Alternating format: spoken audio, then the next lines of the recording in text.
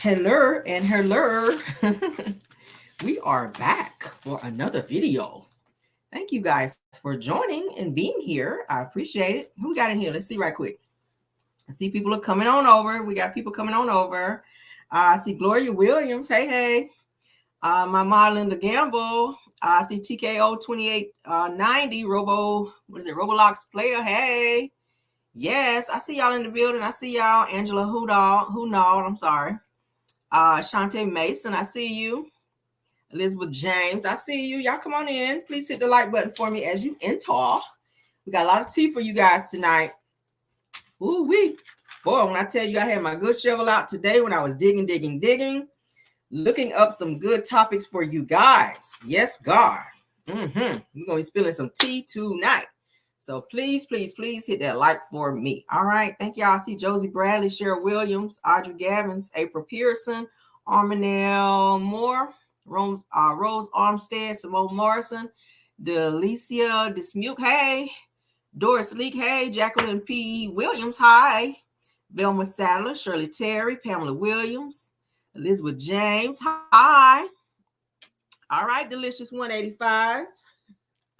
My husband would text me to my call. Lord, let me tell him I'm live, honey. Let me see what he wants first. I'm sorry, guys. I'm sorry. Give me 1 second, okay?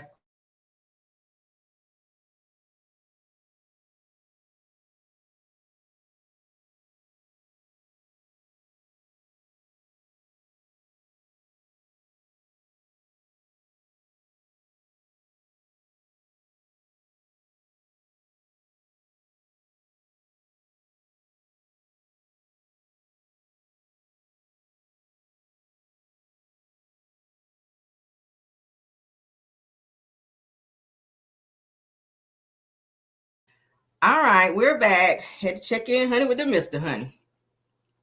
All right.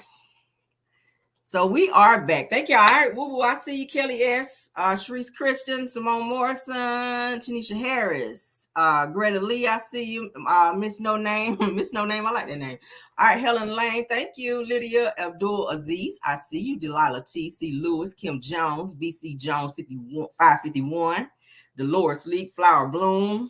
Star 214 KB. Tawana Zeta Mom. Yes, I see y'all here. Let's get started. Everything said in the video is alleged and in my opinion. All right. And we are covered under the Fair Use Act over here. All right. We need to say that because we're going to be talking about some really deep stuff tonight. So yes, and yes. All right. So let's get into it. All right. So first topic of the night. I've been charging my phone too because I've been on it all damn day. So first topic of the night, Kim and Kroy, they're in some trouble. So police video surveillance, they caught Kim and Kroy in a altercation. And yeah, child, a lot of people getting caught on camera. We're gonna talk about all that tonight. But let's go ahead and show you guys Kim and Kroy, honey, out here acting a damn fool. Now I talked to you guys today about there was rumors about Kim saying that she was pregnant. But y'all know I told y'all, child, they stay fighting and they stay fighting. The police stay coming to their house. All right, so let's get into it. They're saying that Kroy Bierman's explosive fight with Kim Zolciak got so bad that one of their kids had to call 911 to get help. All right, so come talk to me. What's going on? It's just a bunch of nonsense. All right, come talk to me, ma'am. Stay right there. What's going on tonight? We're just having an argument. About what? About our fucking life. Okay, what happened? It's our life. It's destroyed. Okay, what started the argument? Her inability to fucking solve problems. Okay, or address them or do anything. Come over here. Kroy is why? Because I want to talk to you away from her. I don't want her to start screaming at you and have a whole argument. It's nothing but an act. It's all a bunch of bullshit. What is? Everything she does. Okay, what does she do tonight? Everything, dude. I can't. I'm not going to do this because this right here does nothing but fuel her bullshit. I'm not doing this. Come talk to me. What's going on? This is so sad. This is narcissistic behavior. I'm not doing this. I'm just trying to figure out what. There's nothing to do. You shouldn't even be here. Who called you? Your kids. What kid? You have kids? I don't know. Whoever's in the house. Yeah, you've been outside this whole time. What was the argument about? Our life. What? Our life. Okay, And it's fucking destroyed. Why is it getting so heated? Because our life is destroyed. What don't you understand? There's no money. There's no house. She wants. We're getting divorced one day and we're not the next. Okay. She's fucking other men. What do you want? Just calm down. Calm down, but I don't have a fucking life. I don't have somebody who won't fucking listen to me. Calm down. Oh, calm down. This is narcissistic behavior. That's so sad. And like y'all, I see y'all putting it in the comments. The kids are there. This is so damn toxic. Like 1 minute they're going out to dinner and it's looking like they're trying to fix this situation. Then Kroy looks like he's really over it. He's saying that Kim is sleeping with other men. That it's so scary that the kids have now called the police because they're scared. And hell, we're watching on the outside looking in. We're looking at the video and we see his aggression through the damn video. Imagine how his kids, who are very young, how they feel seeing their dad in this rage and their mom screaming back at them. That can be a lot for them. The mental, the psychological, like all of that. I don't know how they sleep at night. I don't know how they stay in this house. They've already been ordered by the judge. One person's supposed to be staying upstairs, one person downstairs, but then they make up briefly and start sleeping together. And then they're right back in this place again. That's a scary situation. Okay. It's crazy. Kim, she's standing over there. Let me play it. She's standing over by the garage watching him do that. There's nothing to do. You shouldn't even be here. That shit is so toxic. Your kids. What kid? You have kids? I don't know. Whoever's in the house. Yeah, you've been outside this whole time. What was the argument about? Our life. What? Our life. Okay, and it's fucking destroyed. Why is it getting so heated? Because our life is destroyed. What don't you understand? There's no money. There's no house. She wants. We're getting divorced one day and we're not the next. Okay. She's fucking other men. What do you want? Just calm down. Calm down, but I don't have a fucking life. I don't have somebody who won't fucking listen to me. Calm down. Oh, calm down. That's just sick. But at the end of the day, one of them just needs to just move out. I know it's going to be expensive. I think Kim would be the one to need to move because she's the one that's working. She's already got a job on the surreal life. So that means she has income coming in. They need to figure out some type of visitation with the kids and just let her move out. They've already put the house up for sale. So any day now, that's going to be gone. Kroy's already had to turn in 2 of his vehicles. They have credit card bills that's galore with people steady suing them. Kroy, they done ran through his retirement money. So he's broke. I see why he's mad. But he needs to calm down, and Kim needs to move out of that house because there is a certain thing called temporary insanity where somebody just do some shit at the drop of the hat with the anger that we see him with right now. And Kim steady pushing him because it's seeming like she's kind of instigating the bullshit, if you will. Like while he's trying to calm down, she's steady. It's like she kind of egging him on because I don't see him being this heated with nobody saying or doing anything to him. So I feel like she's doing her part.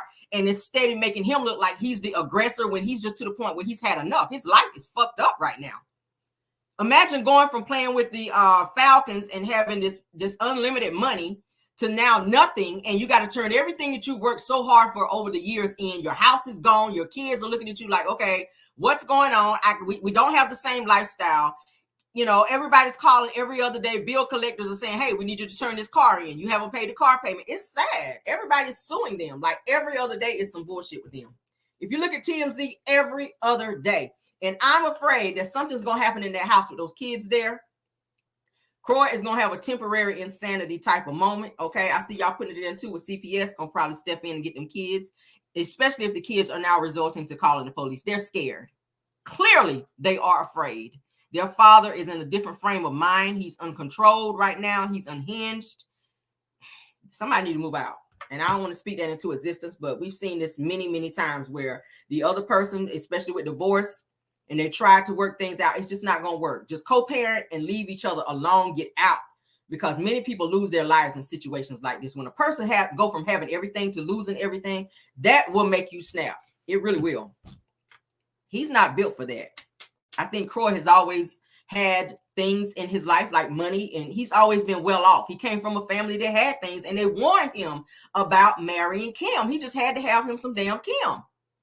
And now you see where this shit have landed you. She treated her own mama like shit and her own daddy like shit. So how do you think she was going to treat you, Kroy? I keep saying it.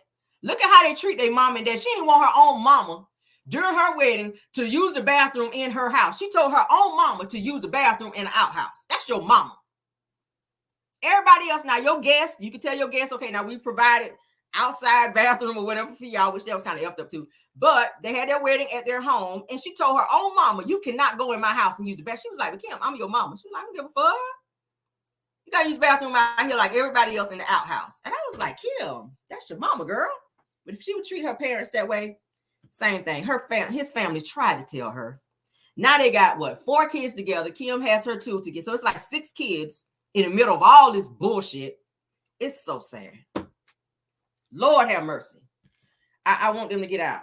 Kroy, I feel your pain, sir, but you need to calm down, because if the police keep coming, somebody's ass gonna go to jail, because they're not, it's taxpayers' money. They're gonna, especially in Georgia, they let you know.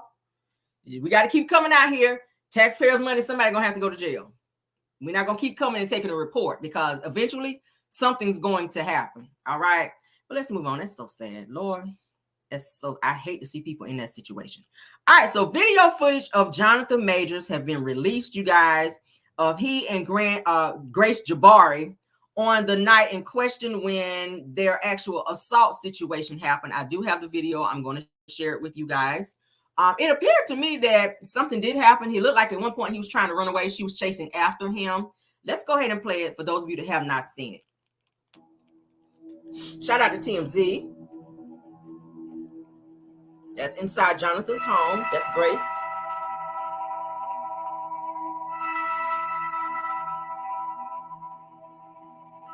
Keep your eye on the SUV. That's where they're going to be getting out.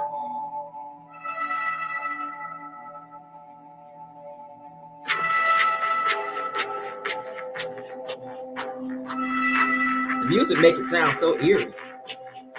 Altercation is occurring. That's them. Jonathan's trying to get away from her.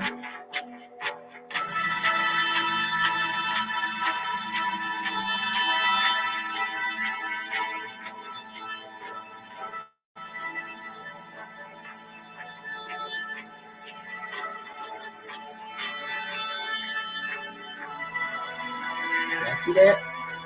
And it's looking like she's attacking him. That's what it looks like, because he's running away from her. That's going to be him running from her. That's him running. She's behind him.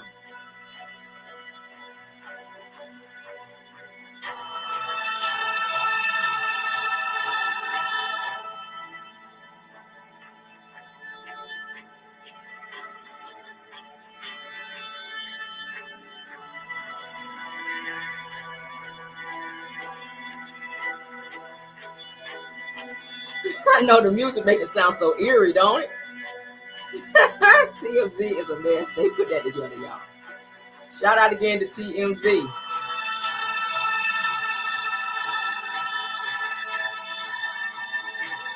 Shit sound like a horror movie. Feel like Jason about to jump out. There she is behind him trying to...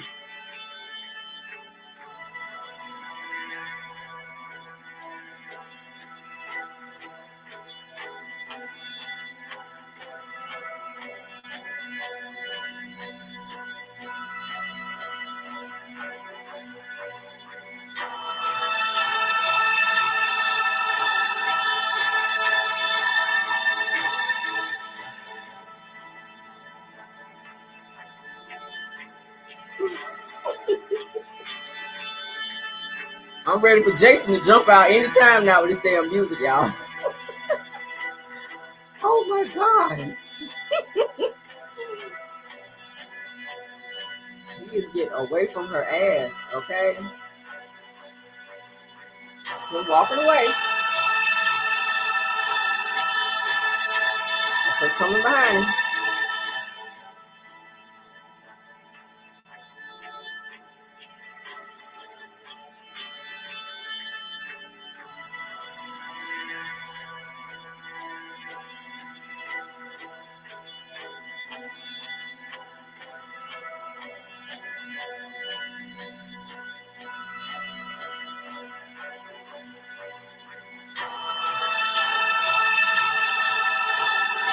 My question is, why are you following him if you know you guys just had this type of altercation and he's upset, you're upset?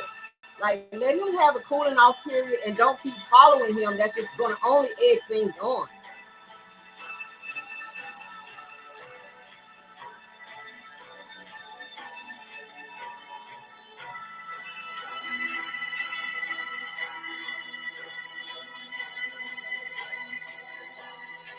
She knocked the hell out in the closet.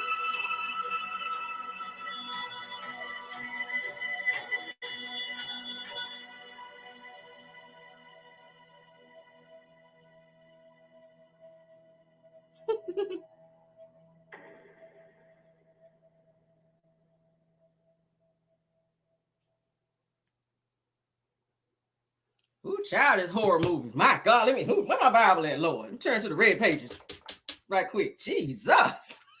My God.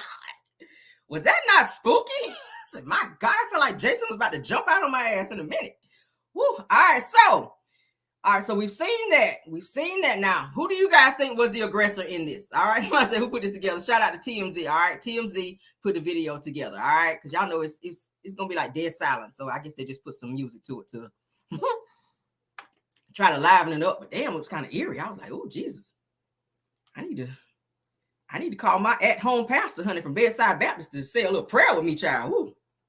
All right, so now there's also audio. Okay, there's also audio. Somebody said he was drunk. They both might have had some. Well, they went out drinking prior. So yeah, they did. Both of them went out drinking prior. So there was some drinking involved. All right, Lord. All right, so let's get into this recorded phone call. Now she recorded him. She sounded like she's a little crazy. Now, you done chased this man. He obviously got out of the car trying to get away from you after this little assault where you try to grab his phone. So he's running away from you. You're chasing him like your ass was Jason. But there is a recorded phone call where she recorded a phone call unbeknownst to him where the two of them were talking. And he was kind of checking her like she was his child, telling her that she needs to act like Coretta Scott King and Michelle Obama. Okay. You need to act as Coretta Scott King and Michelle Obama. I was like, first of all, you got Snow Bunny. If you wanted the bitch to be out here cooking some collard greens and neck bones and all that, then you should have got a sister. Don't be out here trying to tell her to be acting like Coretta Scott King and Michelle Obama. I'm going to talk about that before. All right, but let's get into this recorded audio, child, where she recorded him. I despise people that would be recording you. I know somebody else that did that shit. And we've been talking about them all week. Y'all know what I'm talking about. I'm gonna do the initials AL. They've been saying he been recording folk. So that's just uncool. I don't like that. If I'm having a conversation with you and you just recording shit to be able to have it as leverage for later on, just in case some shit happens, so you can say, well, I had a conversation with so and so and so, and let me play the shit back to you. I don't like that. I don't like that. But let's get into it. Do you understand that? Yeah. Do you really, okay? Do you really? Yes. Then how dare you come home drunk and disturb the peace of our house when we have a plan? This is them. I would like to get to the point where your friends know what job I'm on and go, I think Grace is gonna be out of commission. You know what I mean? Yeah, I won't. So, like, No. Do you understand that? Because that team, that unit, right? Grace has to be in a certain mindset to support Coretta Scott King. You know who that is?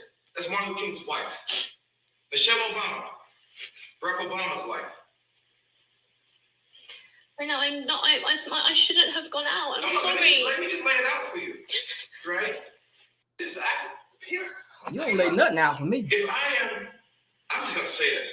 My temper, my shit, my trauma, blah, all that said, right? And I'm gonna say I'm a great man. A great man.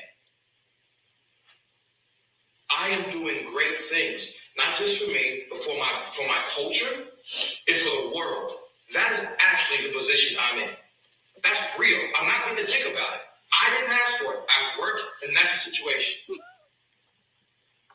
The woman that supports me, that I support, that needs to be a great woman and make sacrifices the way that man is making for her and for them ultimately. If I am... What the hell, bro? For my culture and for my world. With my temper. Now, you just said in the video here, in the audio, You just said with my temper. So you are admitting on video that you do have a temper. Oh, yeah. Let's hear it one more time for those of you who missed it in the back. Do you understand that? Yeah. Do you really, though, baby? Do you really? Yes. Then how dare you come home drunk and disturb the peace of our house when we have a plan? I would like to get to the point where your friends know what job I'm on and go, I think Grace is gonna get a commission. You know what I mean? Yeah, I won't. No, you understand that? Because that team, that unit, right? Grace has to be in a certain mindset to support Coretta Scott King. You know who that is? That's Martin Luther King's wife. Michelle Obama, Barack Obama's wife. I know, I'm not. I shouldn't have gone out. I'm sorry. Let me just lay it out for you. Right? Can she say anything? Damn. Here, do you understand that? Yeah. Do you really, though, baby? Do you really? Yes.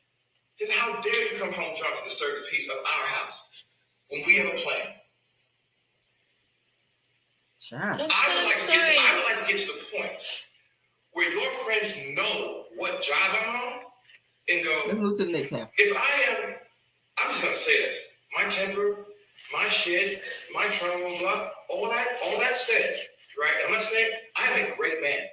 A great man.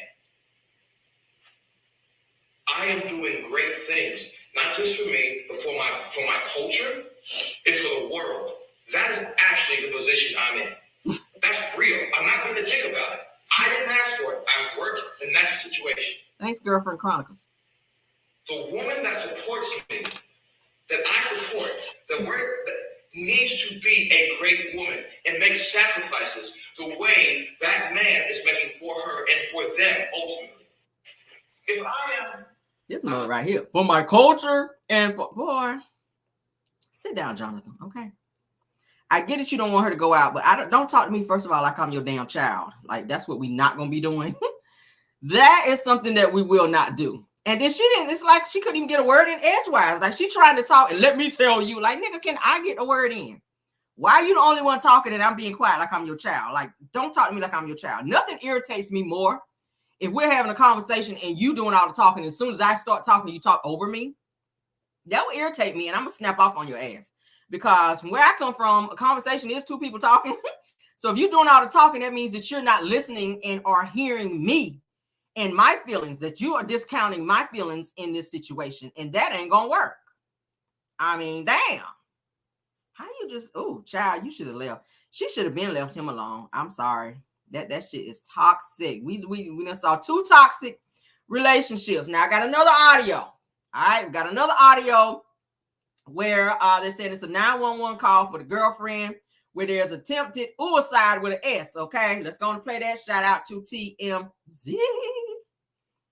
All right, let's get past this ad or whatever, honey. For this damn audio, honey. They are doing a lot. Like, this is like a whole movie, literally. Okay, literally. Damn. All right, let's turn it all the way up.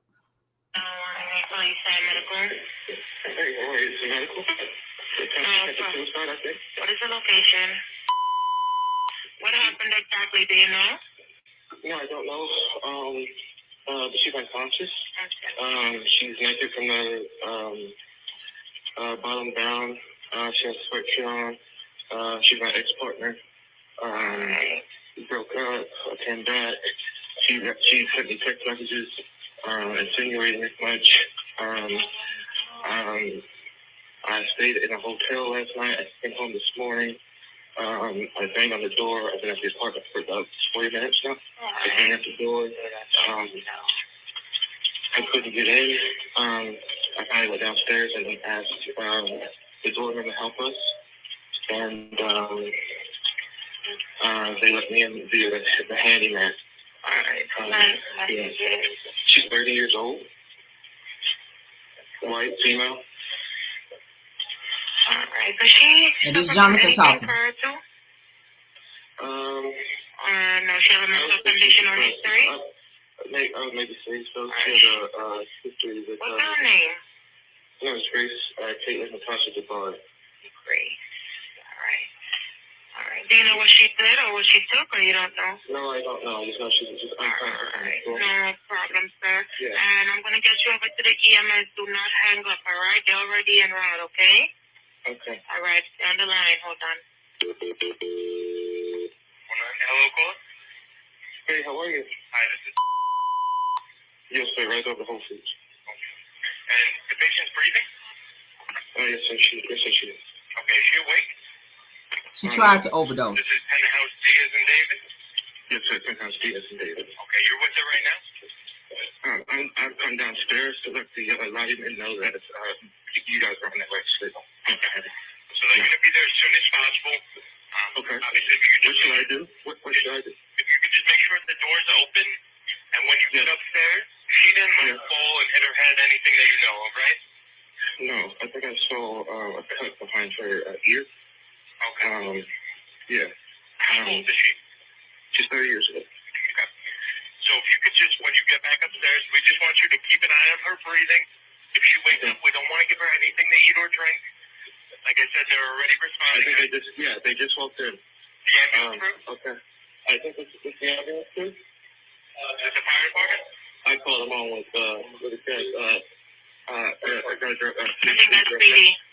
Yeah. That's the police. So that's the police? I don't know what's going on.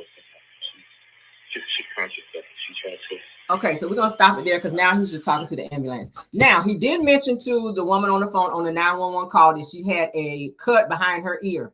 She said in court in her statement that when he struck her in the calf, that it caused the cut behind her ear. So he made it sound like maybe she may have gotten hurt while in the apartment by herself, and that maybe that he didn't have anything to do with it. But she testified in court, because I read the testimony where it said, well, she was saying that he struck her in the cab when she tried to when she grabbed his phone, because he was trying to get his phone back, and it caused the cut on her ear, that he kept, hitting her, and it caused the cut behind her ear. So they asked him, was she injured in any way? And he did mention on the phone call that she had a cut behind the ear, but he didn't say I struck her and hit her.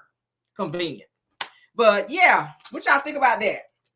So we had two major toxic situations tonight that we had to go on and reveal for you guys. Okay, let's move on to the next topic. I have an update. We talked about this morning about British Williams trying to get a continuance, or rather have her an extension rather for her to turn herself in. And that's been done. They did give her that extension. It looks like they're saying that she has to turn herself in January 2024. All right, so she's been extended by the judge to turn herself in. She will get to spend Christmas with her daughter. There go that privilege again. But according to her, she don't feel like it's fair that she's having to serve 4 years. But they're trying to work with you still after you've been out here on the fraud. Okay, ma'am. On the fraud. And she has 15 felony charges. All right, 15 felony fraud charges to be exact. She is ordered to pay $564,000 in restitution. All right, yes. So that is what it is with that. Moving on, we're just gonna do an update. We're not gonna talk too much on that because I don't really care no more. British, I really don't. All right, so let's go ahead and get on into the tea of things. All right, so I have a video I want to play for you guys. We've been talking about Whitney Houston and what happened to her and her demise. And then we're going to get into some Diddy stuff because I pulled up some stuff that you guys are going to be like, what?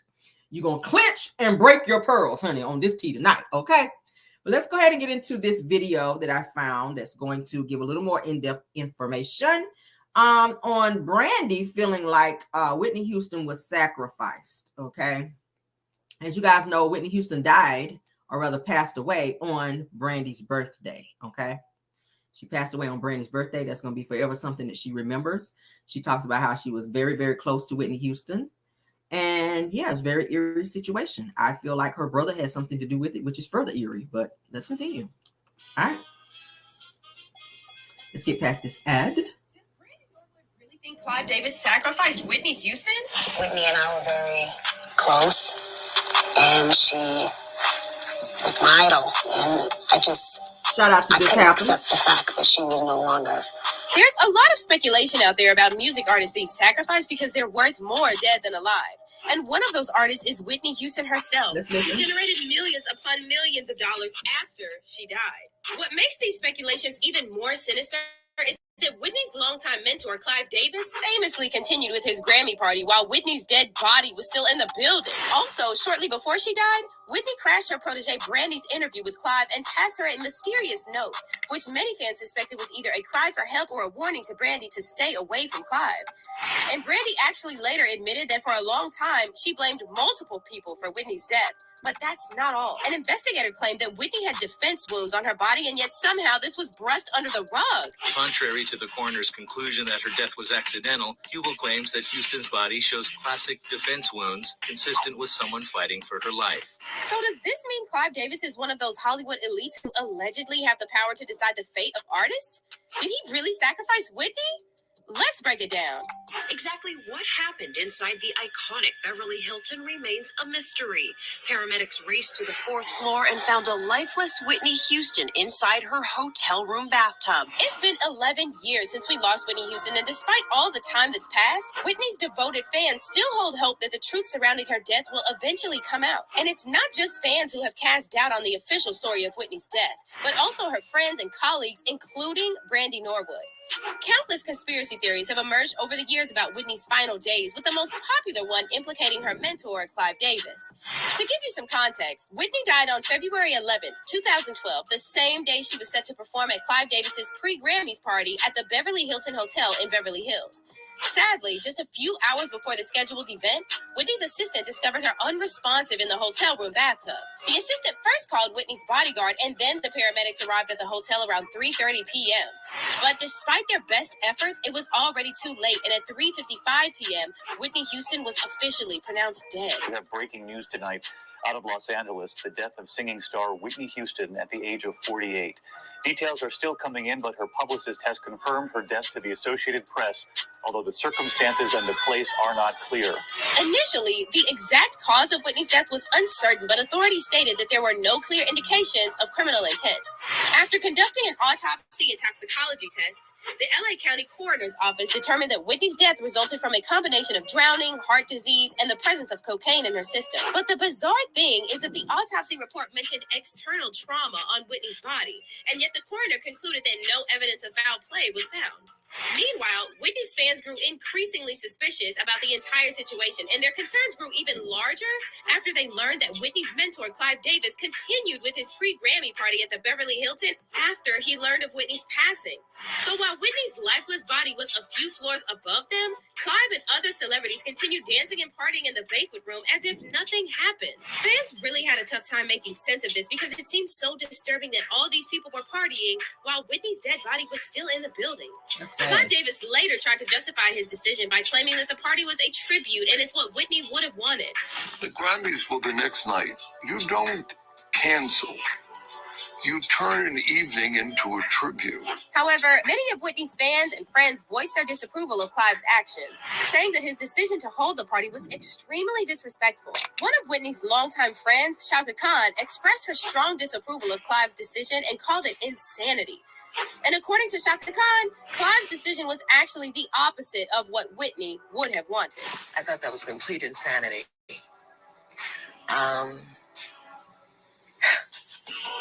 And knowing Whitney, I don't believe that she would have said, the show must go on. She's the kind of woman that would say, stop everything.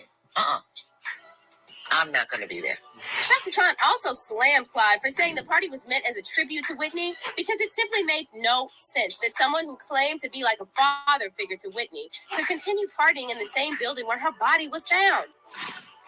A true tribute, might have been a truer, a more honest tribute in my opinion, would have been maybe call everybody together, let's say a prayer, and let's eat dinner and go home. Besides that, rumors have been circulating that Whitney may have been physically harmed by someone prior to her death. In fact, a private investigator named Paul Hubel challenged the official autopsy report and claimed that Whitney had defense wounds on her body. Several individuals within the entertainment industry... Oh, I'm sorry, guys, for the ad. I kept saying I felt like something was weird about her death. Jaguar Wright also alleged that members of Whitney's family saw evidence of assault on Whitney's body. She was beat. They saw her body. She didn't just die in a tub. Like, she was beat up. And when Whitney's protege and close friend Brandy came forward saying that for a long time she blamed other people for Whitney's passing. I placed a lot of blame on a lot of people too when it came to Whitney, Brandy said, before adding, no one knows what she was running from. No one knows what she was trying to overcome. No one knows the cost that came with being Whitney Houston. Meanwhile, a strange video resurfaced on social media showing Whitney interrupting an interview with Brandy, Monica, and Clive Davis and passing a mysterious note to Brandy.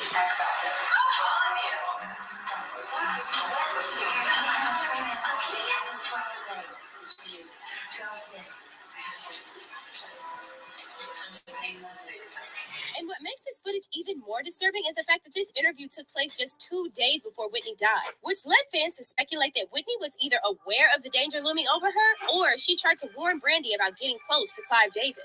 Many fans were also uncomfortable with the way the media kept focusing on Whitney's substance use while completely ignoring the larger issue and the fact that Clive Davis and Whitney's label continued to make millions after she died. See, it's no secret that many iconic artists ended up being worth more dead than alive, and once an artist dies, they can no longer contest the labels and other entities for full control over their music.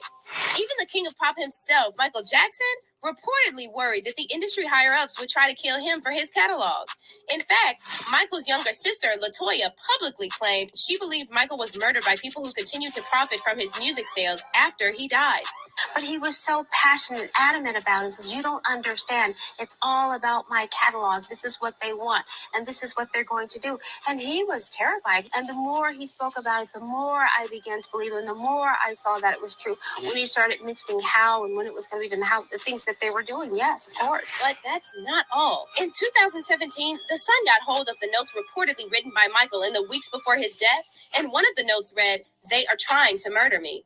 And in another note, Michael said he was scared about his life because the system wants to kill me for my catalog.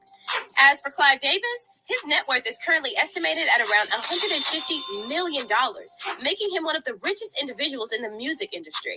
Of course, he didn't make all this money after Whitney died, and he's been building his fortune for decades, but still, he shamelessly continued to profit off of Whitney's name after she passed.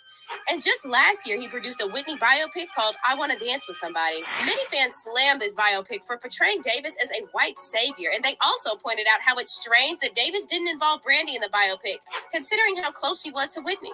Fans have also accused Davis of using the biopic to restore his reputation and distract people from the fact he partied the night away while Whitney's dead body was in the same building. And some fans are even going so far as to claim that Davis knew Whitney would die that night and that his party was some kind of blood ritual. There is definitely something sinister about her death, one fan said, and a party of any kind is unheard of while she was lying on premises deceased. Another fan added, Clive said you don't cancel, you make it a tribute, meaning a ritual. Y'all don't be fooled. They all knew in the industry that Whitney was the next sacrifice. It was during the Grammys weekend when they all do their rituals. But let's hear your thoughts on this. Was Whitney really sacrificed for her catalog? And do you think Clive Davis is involved somehow? Comment down below and don't miss out on this next story. Didn't I tell y'all that celebrities are worth more unalive than alive because there are all of these insurance policies and things that they have on them? Whitney, like I told you guys, owed Arista Records a lot of money. She was due, I think, 2 more albums that she was set to have to record for them in order to, live out her contract with them. And of course, she was not able. If you guys listen to Whitney's voice going up until the time that she passed away, her voice was very raspy. Her voice was very deep. Y'all remember, what's the song? I Look to You. When she did that song, her voice was very deep. I was like, who the hell is this? Whitney was sounding like damn Lou Rawls in that last album that she recorded. And she really tried. They said that they sent her to all types of vocal lessons to try to get her voice right so that Clive and them can push her to do that album. And I feel like it was too soon because she wasn't ready. Her voice, you could tell it was very raspy and she just wasn't ready. But her voice was very, very deep. She even started getting booed, you guys. She got booed off stage at her London show, okay? That's unheard of for Whitney Houston. Her voice was just that bad to where it was cracking to where they were booing her off stage and people were walking out of her show when she performed in London before she passed away. I want to say it was a month before she passed away. She was still trying to tour and get this money that she owed back to Arista Records, but it just wasn't working out. And I feel like Clive saw, like, she ain't gonna make it. She ain't gonna be able to do these albums and earn this money back. like the way her voice is destroyed. So maybe he felt like, and I'm gonna say allegedly, that maybe she was just worth more gone than here. And as you guys can see, he's still making money. He's making movies about her. That money is going to him. He's sitting on $850 million. Okay. All right. So let's get on to the last topic. Okay. Last topic. This is something that I saw that was very, very weird. All right. Let's get into this.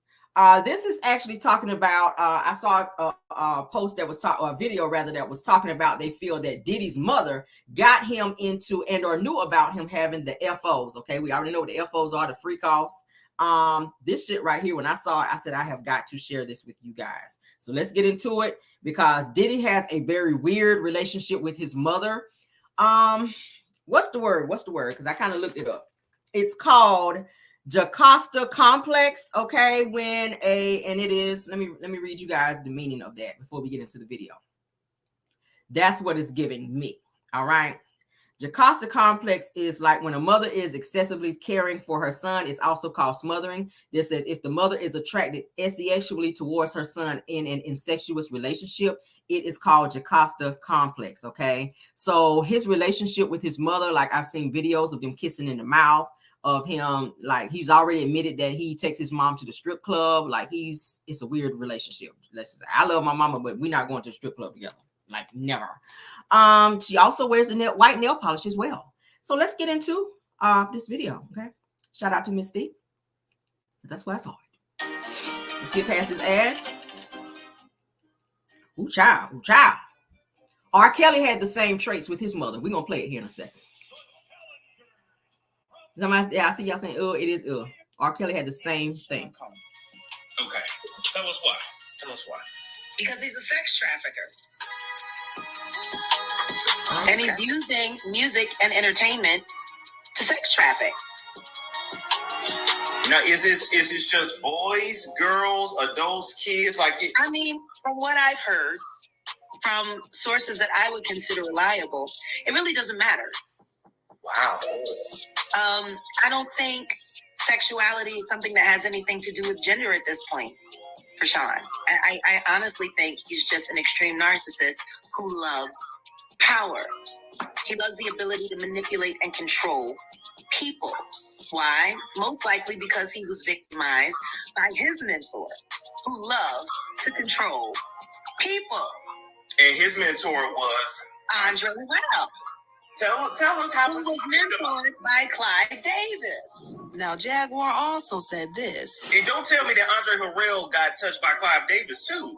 I'm telling you, I don't know what happened between Andre and Clive. What I do know is that Andre got passed over.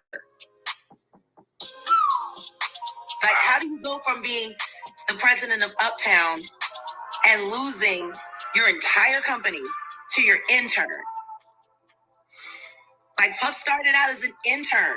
So for a while there, we thought that Clive and Andre were allegedly the reason that Diddy turned out the way he did. But as it turns out, and quiet as he's kept, he was already this way before getting into the industry. So it's not fair to blame Andre and Clive for it. Well, at least not all of it, because his former artist Mace is now coming out to claim that the main reason that Diddy is the way that he is because of his mama. Now, Mace and Diddy have had beef ever since Mace left Bad Boy Records in the early 2000s. And Mace Betha takes every opportunity he can to speak on his beef with Diddy and how Diddy has never been a good guy that he claims to be, and definitely not brother love. Mace has held a grudge what looks like more than 20 years, and honestly, it's hard to blame him for not being Diddy's biggest fan because he always claimed that he never got paid for the work that he did for Diddy while he was signed to Bad Boy. He also claimed that he wrote most of Diddy's raps at the time, but he didn't get paid for that either, nor did he get credit for it. But that's not all, because he also claimed that after he left Bad Boy Records, Diddy allegedly went about slandering him in the industry and made it impossible for him to get another signed deal. And that explains why Mace was never able to get signed after leaving Bad Boy. He never worked in that type of industry again, despite being super talented. Well, Diddy didn't like Mace speaking on him like this, so he went out clowning Mace, calling him a fake pastor who was trying to deceive people. You know, I did one album with Mace. One album. How much money do you think I owe this guy? one album, and then he became a fake pastor and went and conned people. Yeah, but that's where Diddy done did it now, because this was a very big mistake on his part, because it only ended up making Mace hella mad at him. And now he is spilling tea about how Diddy's mom messed him up when he was a child, and how she's the reason that he is the way he is now. But interestingly, Mace is one of the few bad boy artists who can speak on Diddy, because he made the rest of them sign an NDA. Y'all remember a couple of months ago how he made a big deal talking about how he was giving his other former artists their masters and how he was such a good guy? Well, he said it's just doing the right thing. I think that we as an industry and as a people have to look in the mirror and make a shift forward. It's about evolving, leading by example, and reforming an industry that needs it in a world that needs reform. I'll tell you one thing that I do want people to know. This was done like 2 years ago. Everything just got taken care of now. It's not a publicity stunt or anything like that. So according to Mace, though, Diddy was right about it not being a publicity stunt, because it actually is an excuse for him to slap his artist with an NDA. That said, that they weren't allowed to publicly discuss anything they witnessed at Bad Boy Records. Well, Mace did not sign that NDA, so that means that he is free to discuss whatever he wants to, like the fact that Diddy's mom allegedly got him into freakouts from a young age. That's allegedly why he is the way that he is, and why he's so violent towards women. Now, this video recently made the rounds of Diddy and his mom, and people can't stop talking about how creepy it is. What's up, Mom? Good, baby. I love you too.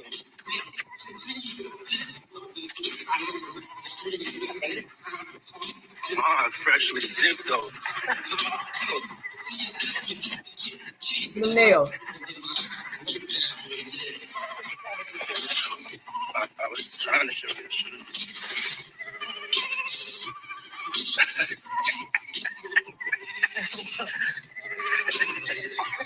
Yeah, my mom's is single. Mom's is single. I ain't gonna hate on my mom's. She's single. Yeah, my mom talked about one time doing a dating show, but she's so picky. She's so picky, they don't stand. But yeah, that'd be the funniest show in the world. I don't even want to get started if she was doing that. We're not doing that, cause yeah, my mom's single. Yeah, for real. Mom, dude, want to have a good time. They ain't sitting in the house playing. Outside moving and shaking, baby. She come with me to the strip club. I don't care. For real. It's my dog. You know, I want to. Is it just me, or was that a little bit creepy? What y'all think about that? He said his mama go with him to the strip clubs, honey. All right. Now, we were just talking about the Jasta complex. I'm going to play for you, and I'm going to let you guys go. All right. The same thing I felt that R. Kelly was going through with his own mother. All right. I'm going to play this. It's kind of creepy. It's weird as hell. Some of you guys may have seen it. Let's play it. All right. My mom would go to McDonald's before she go to work, before I go to school, and she would get us a Danish. That's all we could afford is a Danish and a cup of coffee. Danish and cup of coffee. She had this cheap lipstick. She would taste the coffee to make sure it was sweet enough. And she'd leave the ring of lipstick on the coffee when she tasted the coffee. When she would give me mine, when I would sip from the cup, I would turn it around and I would drink from her lipstick part. Nigga, are you fucking serious? What? Why? So what you trying to say? Because wait for it. In a son-mother way, I had a serious crush on my mom. Wow. What? Fuck you, mean? I love her. And I even asked her to marry me one day. Okay, I've had just about enough of this. Guilty motherfucker. You get the fuck out. Y'all hear that? Said he had a crush on his mother and even asked her to marry him at one point. He would drink from his mother's coffee cup, and when he saw the lipstick print on her cup, he would turn the lipstick part around to him and drink from the lipstick because he had this crush on his mother. He was in love. He said he was in love with his mother and asked his mother one day to marry him, and the mother told him, no, I can't do that. Now, y'all know he was violated as a child. I told y'all, kids who are violated like that are sick in the head like this. Okay. sick in the head. Now, they were talking about Diddy, a.k.a. Puffy, a.k.a. Brother Love, a.k.a. Puff Daddy. He got a million names. But it said and alleged that he may have been violated when he was younger, which most kids that are that way, like I said with R. Kelly, they have that complex, which is called a Jasta complex. I looked it up. I said, what is it called? Because I knew it was a name. I couldn't remember what it was, but I looked it up because I always like to do my homework on stuff. And that is what it's called, a Jasta complex. You can look it up. You can read on it at your leisure. But that is what it is. Diddy has that weird same relationship with his mother to where they're very tight like that, even though he don't respect her. He does not respect his mother because he's been seen publicly out cussing his mama out. She's afraid of him. And that came from Gene Deal, who used to be Diddy's bodyguard, who said that at one point in time that Puffy had ran up in his mama's face and was on this right here and cussed her out to where she was crying and was like this, like in the defensive stance. And Gene Deal had to intervene and let him know, look, if you ever talk to her like that again, that's your mama, man. Like, that's your mama. Don't you ever talk to her like that again. He's told him, I'm going to beat your ass if I see you do that. His own bodyguard. He don't respect her. He don't respect her, but he takes very good care of her. Now, Mace had also put out there that the royalties from Bad Boys artists, or former artists rather, that is what Diddy's mother lives off of. She lives well. She lives in a very nice, expensive condo, like a high-rise apartment condo type in New York. He takes very good care of her. She lives well. She wears all the labels. She has car service. She has a nice car as well. She always has spending money. They said, who is his father? His father used to be like this gangster in the streets.